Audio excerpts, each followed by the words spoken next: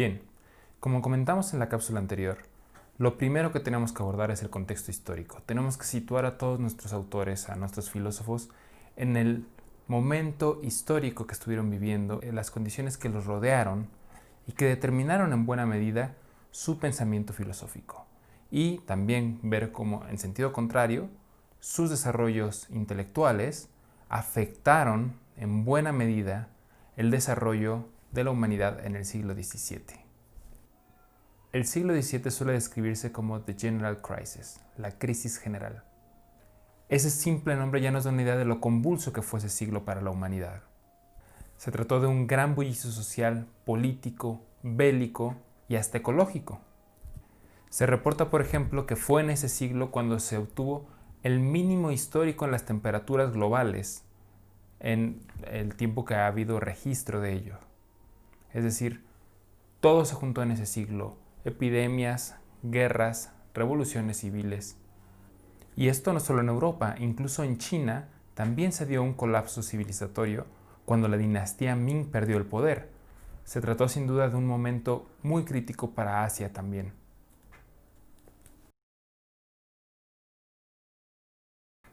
Y probablemente el acontecimiento que más marcó al siglo XVII es lo que se conoce como la Guerra de los 30 años.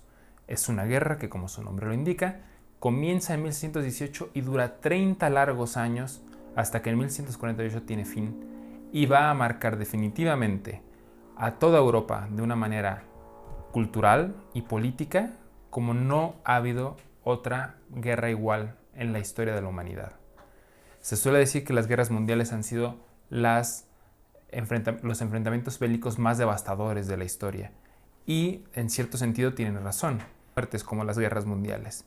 Sin embargo, si analizáramos a la Guerra de los 30 años de una manera proporcional, es decir, si analizáramos el porcentaje de bajas que hubo en comparación con el total de la población, veríamos que fue incluso más devastadora que las dos guerras mundiales.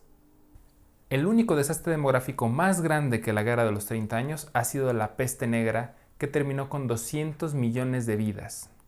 Se calcula que la Guerra de los 30 años tuvo cerca de 8 millones de muertes. Por poner un ejemplo, solo en Alemania la población pasó de 18 millones a 12 millones. Esto es una reducción de casi el 30% de la población. La crisis económica fue inusitada, la cantidad de gente que murió, los años que duró, hicieron de ese evento un parteaguas en la historia de la humanidad. En el siglo XVII ya encontramos, por ejemplo, batallas de estas que se ven en las películas, en donde hay muchísimos soldados enfrentándose. Se cuenta que hubo batallas en donde había cerca de 40.000 contra 30.000 soldados en una sola batalla. Es decir, eran verdaderas bestialidades, y la cantidad de gente que murió, tanto en las guerras como los civiles, en los saqueos, en las invasiones, en los incendios, fue innumerable. Así es que es muy importante comprender el contexto de la Guerra de los 30 años y las consecuencias que tiene la Guerra de los 30 años, que desencadenará que en la segunda mitad del siglo XVII ese evento esté como una huella, como una cicatriz que queda en Europa, y que los pensadores de la segunda mitad del siglo XVII tienen muy presente y tienen que estar constantemente aludiendo a las problemáticas heredadas de la Guerra de los 30 años. Una de las razones por las cuales la Guerra de los 30 años fue particularmente devastadora es porque se trató de una guerra de origen religioso. Desde luego que había un sinfín de relaciones políticas, sociales y económicas que estaban involucradas, pero el origen de la guerra es fundamentalmente religioso. En concreto, en el seno del cristianismo hay un enfrentamiento entre el cristianismo protestante y el cristianismo católico, sobre todo en el Sacro Imperio Romano Germánico. Uno de los antecedentes más importantes de la Guerra de los 30 años es la Paz de Augsburgo, que fue firmada en 1555, más de medio siglo antes. La Paz de Augsburgo fue firmada por Carlos V, que recordarán ustedes, se trata de el nieto de los reyes católicos, hijo de Juana la Loca, así llamada Juana la Loca, y de Felipe el Hermoso. Bueno, Carlos V, que era el gran emperador de la familia de los Austria, firma la Paz de Augsburgo. El contenido de este tratado, o de este edicto, era que en el momento en el que se firmaba la paz de Augsburgo, los principados del Imperio Romano Germánico iban a tener cada quien la religión que profesaba el príncipe o el elector que gobernaba en ese principado o en ese electorado.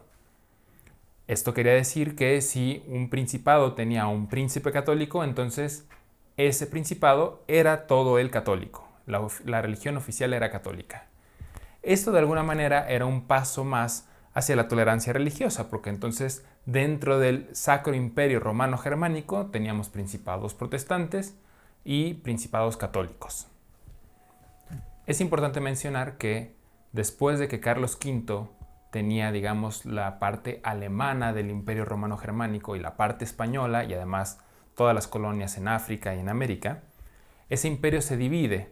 Sin embargo, siempre está bajo el gobierno de la Casa de los Augsburgo. Esta casa reinante era en ese momento, a principios del siglo XVII, sin lugar a dudas, la casa más poderosa de toda Europa. Bien, la Guerra de los 30 años comienza en 1618 con la famosa Defenestración de Praga. ¿Qué es la Defenestración de Praga? Bueno, pues Fernando II, que era el emperador del Imperio Romano Germánico, va a mandar unos embajadores a el Ducado de Bohemia, que era parte del imperio. Como había mucho descontento entre los pobladores de Bohemia, a esos embajadores se les recibe de mala manera y son lanzados por las ventanas de un palacio. Como dato curioso, pues si uno visita Praga y visita ese castillo, verá que pues, la ventana desde donde fueron lanzados era muy alta. Y resulta que ninguno de ellos falleció de manera muy extraña. Hay dos versiones de la historia. Una es la versión católica, que dice que fue un milagro y que unos ángeles agarraron a estos personajes y los descendieron de una manera amable. Y la otra es la versión protestante, en donde se afirma que más bien cayeron sobre una montaña de estiércol que amortiguó su caída. Bien, no voy a tomar ninguna postura sobre cuál es la versión correcta, pero ese fue el evento que desencadenó la Guerra de los 30 años. El origen de esta guerra, entonces, como vemos, es una guerra civil, es una revuelta de una porción del imperio contra el gobierno del emperador. Desde luego, Fernando II, el emperador, no tardó en pedir ayuda a la contraparte en España de los Habsburgo, es decir, al rey de España Felipe III, quien sería nieto de Carlos V. Por otra parte, en Bohemia se alzó como gobernante Federico V, que se oponía al gobierno, evidentemente, de Fernando II. Así había dos grandes ligas. Una era la Liga Protestante, comandados por Federico V, quien se había autonombrado gobernante de Bohemia, y por otro lado la parte católica, que incluía el poder del Imperio Romano Germánico, del Reino de España, y también estaba incluida Francia. Como dato curioso, cuando Francia estaba del lado católico todavía, René Descartes participó en esa guerra, en la Guerra de los 30 años. Ya veremos cuando veamos la vida de Descartes cómo es que influyó ese viaje que hizo como parte de la guerra en su filosofía. El poderío de la Casa de los Habsburgo era muy superior al que podía tener la Liga Protestante. Así es que los primeros años de la guerra fueron de mayormente triunfos por parte católico. Sin embargo, en 1629, Fernando II va a firmar lo que se conoce como el Edicto de Restitución. Lo que buscaba el Edicto de Restitución era echar atrás algunas cláusulas de la Paz de Augsburgo.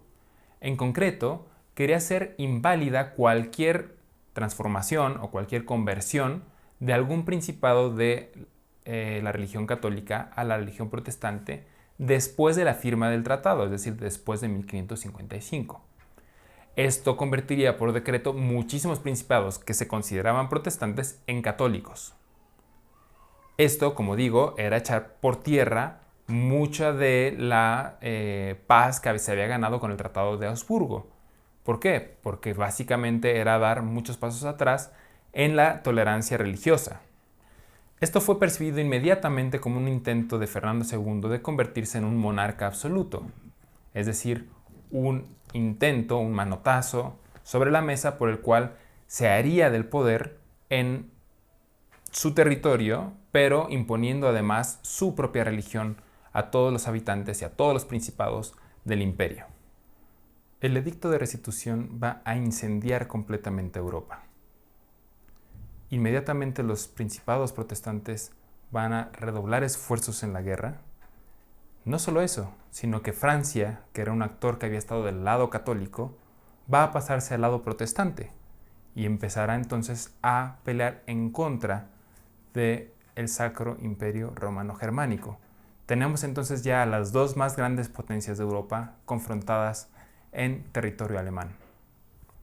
En este momento de la guerra, la Liga Protestante estará comandada principalmente por Gustavo Adolfo el Grande de Suecia, pero ya con la ayuda de Francia. Y entonces, a partir de 1635, que es cuando entra Francia en la guerra, se va a volver particularmente cruenta y particularmente explosiva. No solo Francia va a estar apoyando, siendo católica, el lado protestante. Incluso Urbano VIII, el Papa, va a apoyar secretamente, financieramente, a la Liga Protestante. Esto puede sonar absurdo o difícil de creer, pero había antecedentes históricos por los cuales el Papa Urbano VIII podría tener razones para no creer que Fernando II o su descendiente, Fernando III, ganaran la Guerra de los 30 años. En efecto, ya antes Carlos V, o el ejército de Carlos V más bien, había hecho el famoso Sacco di Roma, el famoso saqueo de Roma. Así es que los papas sabían muy bien qué pasaba cuando tenían a un emperador tan poderoso, tan dominante, justo al norte de Italia, acechando constantemente el Vaticano. Así es que Urbano VIII, obviamente de manera secreta, apoyaba también a la parte protestante. Esto, como veremos después, va a tener repercusiones incluso en el famoso proceso de Galileo Galilei frente a la Santa Inquisición.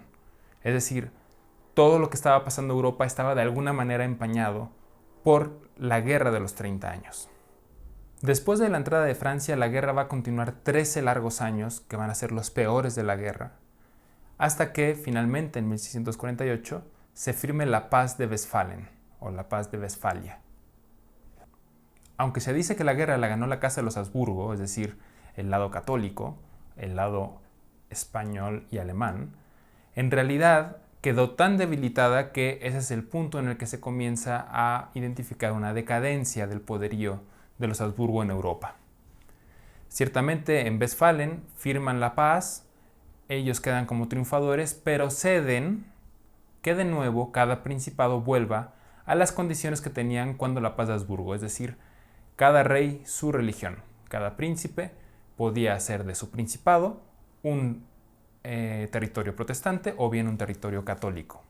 En ese sentido, aunque ganan la guerra, los Habsburgo pierden el poderío y el dominio absoluto sobre su territorio. Las consecuencias de la Guerra de los 30 años son muchas y son muy importantes, pero vamos a mencionar solo unas cuantas. Una de ellas es el hecho de que se muestra por primera vez en Europa que las religiones ya están carentes de un poderío político o un poderío bélico. Más bien, ahora están a merced de lo que sus partidarios sean capaces de hacer en el ámbito político y en el ámbito económico y en el ámbito bélico. Ya no tienen ellas el poder, sino que dependen de otros, es decir, otros reyes, que abanderen sus propios estandartes. En segundo lugar, se muestra que la religión ya no puede ser más un criterio unificador en Europa.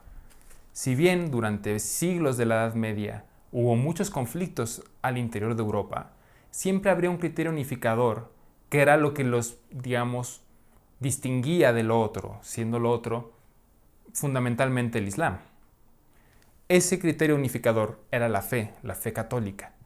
Después de la Reforma, y principalmente después de la Guerra de los 30 años, se ve que eso que antes unía a toda Europa, que le daba una identidad, se convierte más bien en un principio de segregación, se convierte más bien en un principio de disputa. Esta es la primera gran guerra entre cristianos por razones religiosas. Entonces la fe ya no es más el criterio de unificación. Y esto es muy importante por lo que platicábamos en la primera cápsula. Lo que tenemos que buscar ahora, lo que tiene que buscar el hombre, el europeo, es otro discurso, otro lenguaje con el cual se pueda comunicar con todos los hombres. Porque el lenguaje de la religión, los vínculos que estrechaba la fe, ya no son válidos, ya no son tan fuertes como lo eran antes. Y es más, pueden ser contraproducentes, como se vio en la Guerra de los 30 años. En tercer lugar, es a partir de la Paz de Westfalen que aparece la noción de integridad territorial y de soberanía de los estados. Esta idea de que un estado tiene soberanía, es decir, de que un estado puede regularse a sí mismo conforme a los principios que considere más adecuados y que no porque sean distintos a los principios que regulan mi nación, yo puedo intervenir sobre ellos. Es decir, lo que aparece es una tolerancia que en este momento se va a ver concretizada principalmente en el ámbito de lo religioso. Y finalmente, la última consecuencia de la Guerra de los 30 años es, como ya mencionaba, la decadencia de la Casa de los Habsburgo, que nunca más va a volver a tener el poderío que tuvo antes de la Guerra de los 30 años y, sobre todo, en la época de Carlos V. En cambio, la nueva potencia que surge a partir de la Guerra de los 30 años es precisamente Francia, porque con su intervención del lado protestante fue capaz de debilitar suficientemente a la Casa de los Habsburgo que reinaban en España y en el Sacro Imperio Romano Germánico. Se convierte en la nueva potencia que, después de Luis XIII, pero sobre todo con Luis XIV, va a tener un inmenso poder y un inmenso dominio sobre Europa, sobre todo un dominio cultural. Y vamos a ver cómo muchos de nuestros autores precisamente trabajan o desarrollan sus obras más importantes en el contexto de este poderío francés. Bien, pues pasemos precisamente a Francia. ¿Qué pasó con Francia en estos años? Bueno, después de su intervención en la Guerra de los 30 años, llega Luis XIV, que es conocido por todo el mundo como el Rey Sol. Se le atribuyen frases tan famosas como «L'état c'est moi», el Estado soy yo, o también la frase de «un rey, una ley, una fe». Una frase que sintetizaba el poder absoluto que tenía su monarquía sobre sus súbditos. Solo hay una ley, solo hay un rey y solo hay una fe. Bien, sobre esto conviene hacer una pequeña nota sobre un antecedente muy importante y es la firma del Edicto de Nantes. El Edicto de Nantes lo firma el rey Enrique IV en 1598. Era un tratado que aplicaba al Reino de Francia y precisamente tenía una función muy parecida a la de la Paz de Habsburgo. Habría una tolerancia religiosa en el reino francés, en concreto sobre todo con protestantes y mayoritariamente protestantes calvinistas, porque había una comunidad importante de calvinistas en Francia.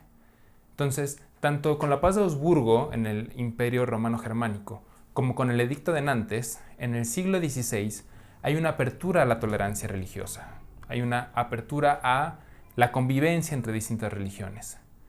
Con la Guerra de los 30 años y el Edicto de Restitución en Alemania y con la revocación del Edicto de Nantes que va a hacer Luis XIV en Francia, esa tolerancia se viene hacia atrás.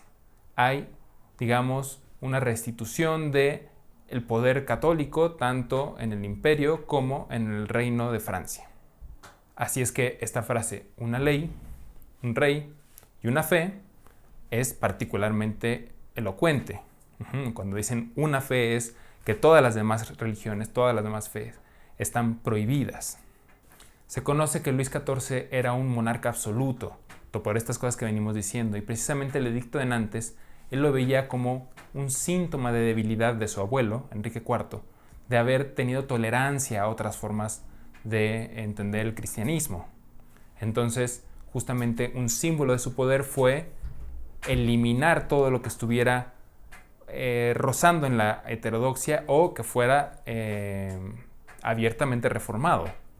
Esto va a ser muy importante para uno de nuestros autores, Blaise Pascal, porque él precisamente va a sufrir, él y un grupo de religiosos que se llaman los jansenistas, va a sufrir persecución por parte del rey Luis XIV porque aunque eran católicos, eran heterodoxos. Y lo que sucede con la cancelación del Edicto de Nantes es que hay muy poca tolerancia religiosa en Francia.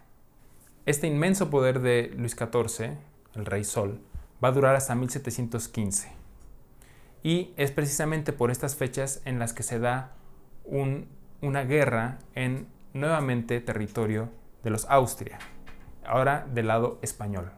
Esta guerra se conoce como la Guerra de Sucesión, va de 1701 a 1713 y tiene que ver, como muchas guerras, con un problema que hubo de sucesión a la hora de designar herederos al trono.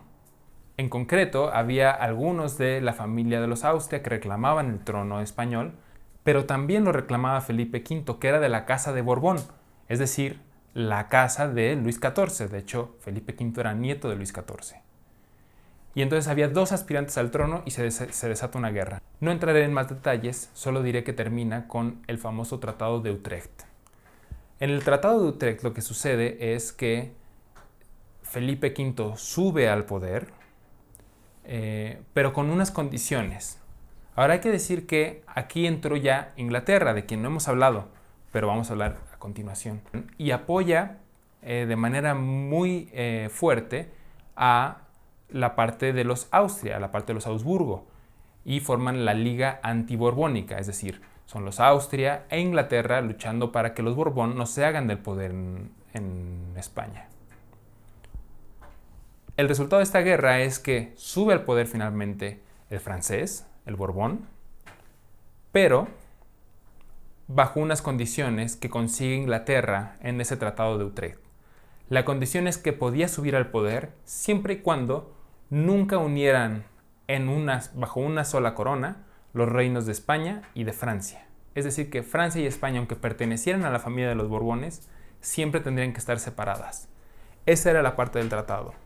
Y con esto Inglaterra logra que, por una parte, ya no tener a los Austrias en España y en Alemania, que siempre había sido una fuente de poder infinita o de poder muy grande para los Austria, pero por otra parte logra que los Borbones no generen un imperio hispano-francés. Y es precisamente en este contexto, en el contexto de la Guerra de Sucesión, que veremos poco a poco cómo ahora el nuevo protagonista, la nueva gran potencia, será Inglaterra. Y es precisamente de lo que vamos a hablar ahora. ¿Qué pasó con Inglaterra en todo este tiempo?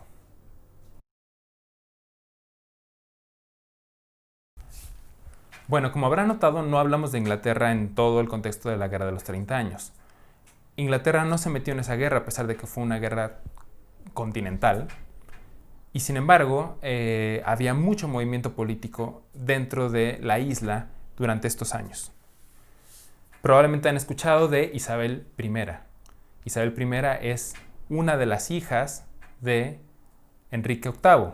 Enrique VIII es famoso por todas las esposas que tuvo y por aquellas que mató y porque fue el creador de la iglesia anglicana, justamente porque el Papa no le permitía divorciarse de Catalina de Aragón.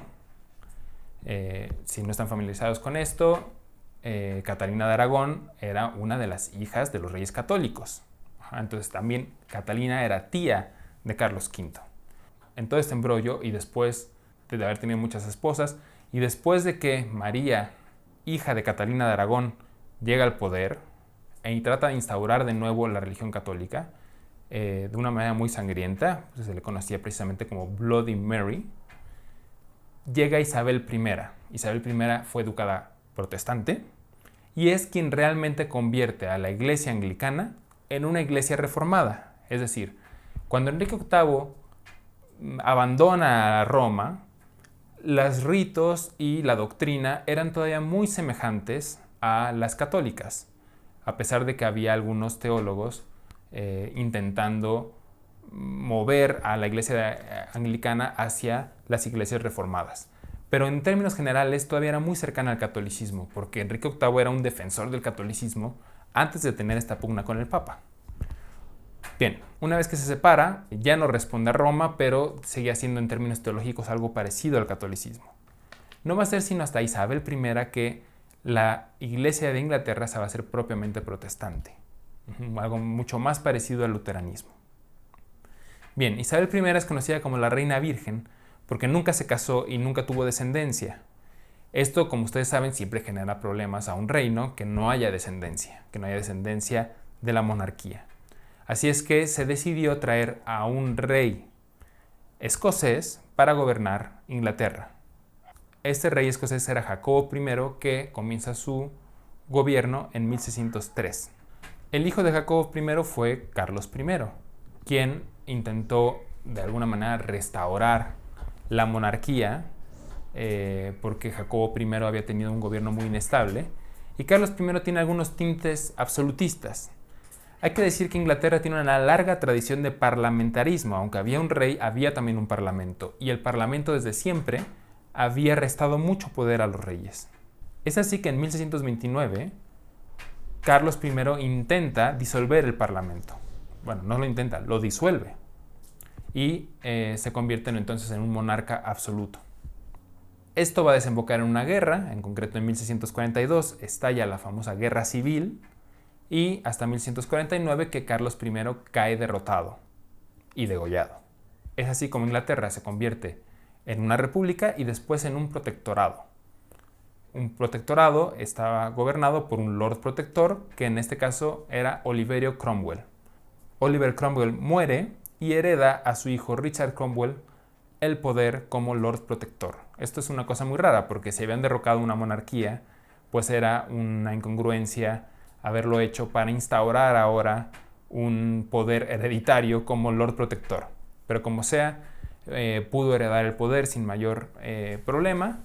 Queda Richard Cromwell como el nuevo Lord Protector, pero Richard Cromwell no tenía la habilidad política de su padre, no tenía los intereses, digamos, de poder que tenía su padre, y entonces va a abandonar el cargo. Se va a traer a Carlos II, que estaba exiliado en Francia, como el nuevo gobernante. Entonces, Carlos II es el hijo de Carlos I, aquel que fue degollado en la Guerra Civil, que cuando estalló la guerra fue exiliado en Francia, y que una vez que se diluye el protectorado, se regresa como gobernante. Cabe mencionar aquí que mientras estuvo en París, exiliado, tuvo a un mentor particular, y este mentor particular no era otro sino Thomas Hobbes, uno de los filósofos que vamos a estudiar en el curso. Bien, cuando llega Carlos II se reinstaura la monarquía. Volvemos al esquema tradicional de una monarquía con parlamento. Bueno, con Carlos II trabaja Lord Ashley Cooper de Shaftesbury, o como se conoce habitualmente, Shaftesbury, y que era precisamente una de las personas con las que Locke trabajó. Entonces Locke de manera indirecta trabajó también con Carlos II en temas políticos.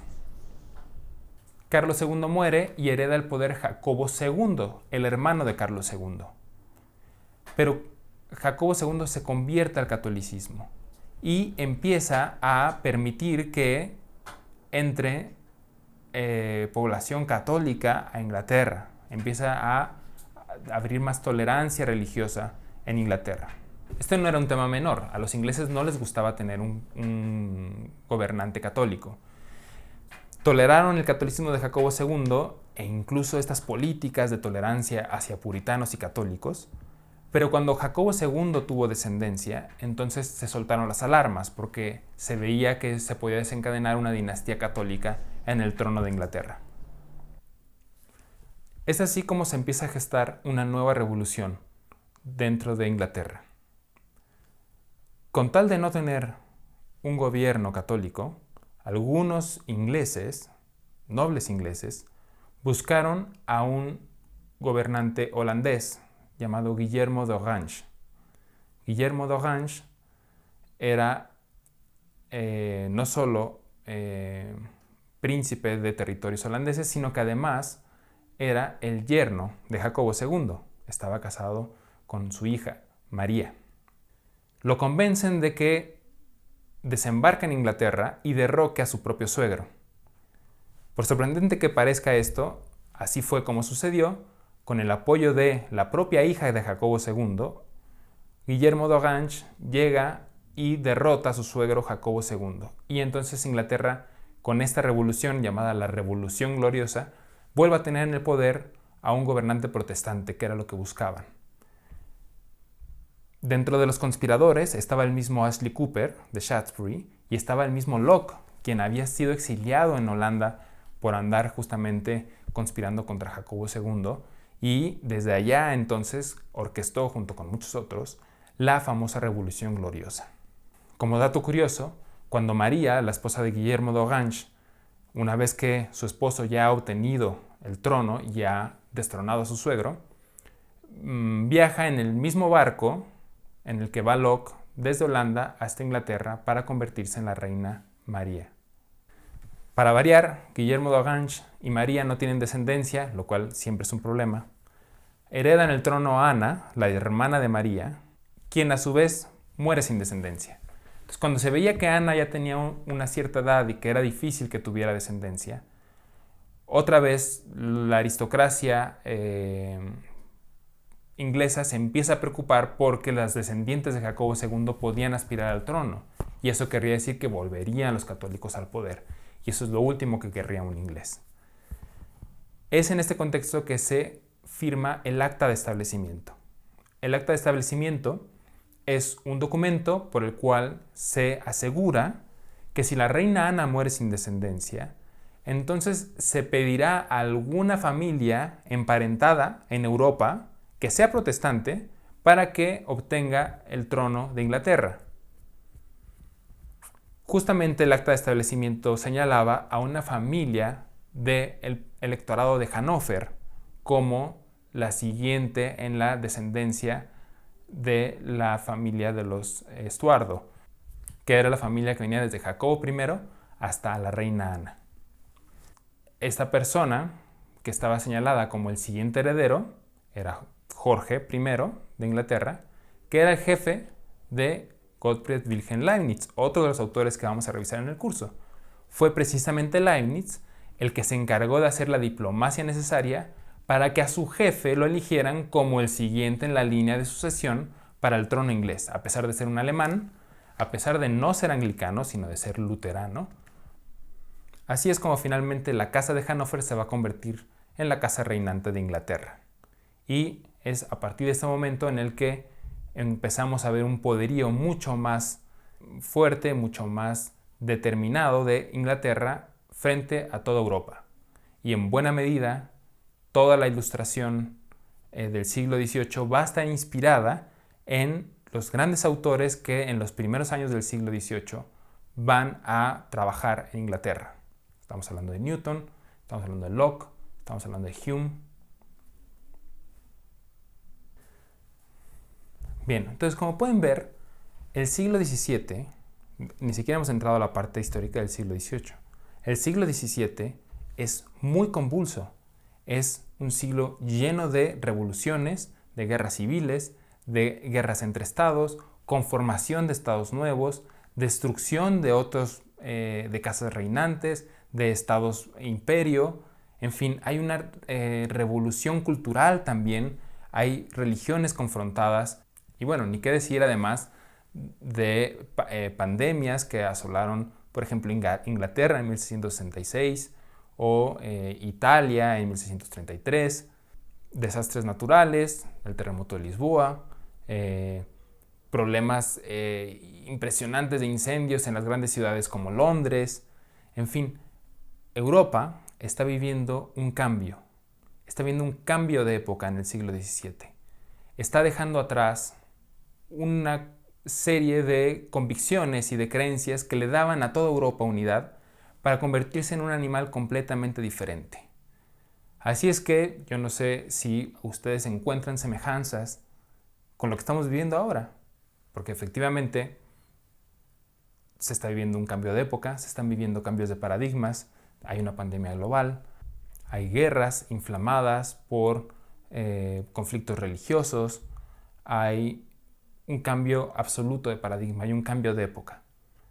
Así es que ahora que estamos en un punto en donde es difícil asirse de cualquier cosa porque todo se está moviendo, todo está cambiando, es importante ver los momentos en los que la humanidad estuvo en una circunstancia semejante. Y creo que es muy importante que tengamos la capacidad de voltear a ver al siglo XVII y ver lo que pasó ahí. En otros momentos de la humanidad hemos perdido nuestro lenguaje común. Si el lenguaje común de toda Europa era la fe católica y tuvieron que rehacer completamente ese discurso común, más o menos nos está pasando lo mismo. Si nosotros llamamos posmodernidad a esta época que estamos viviendo ahora, es porque en algún momento perdimos el lenguaje que fue construido en la modernidad. Ese lenguaje fue el lenguaje de la razón, esa luz que comentaba en el video pasado, esa luz de la razón que iba a guiar a todos los hombres por igual. Bueno, ahora vivimos en un momento en el que estamos poniendo en duda si esa luz de la razón nos podía guiar efectivamente a toda la humanidad hacia una noción de progreso. Ya tuvimos 2 guerras mundiales en donde vimos que esa idea de razón y esa idea de progreso no necesariamente se iban a ver concretadas en el mundo real. Bueno, eso ya pasó alguna vez. Hubo una confianza en que al menos la fe nos iba a hermanar a todos y después eso se perdió. Es el momento de empezar a buscar cuáles son esos nuevos lenguajes, esos nuevos discursos que nos van a hermanar. Pero antes de tratar de innovar, vamos a ver cómo es que se enfrentaron estas circunstancias en el pasado. Y creo que un buen candidato es justamente el siglo XVII. Ya veremos cómo, ahora que estamos peleados con la razón y peleados con la ilustración, hay por ahí unos resquicios de una filosofía que no es ilustrada como aquella con la que se pelean los posmodernos, pero que es barroca. Y ese es precisamente el objeto de este curso. Redescubrir ahí un proyecto racionalista, no ilustrado, que puede decirnos mucho a lo que está pasando hoy en día. Entonces yo los invito a que en el siguiente video veamos qué significa la filosofía barroca, qué significa que haya una cultura barroca. Entonces yo los espero en el siguiente video y nos vemos desde luego en la clase.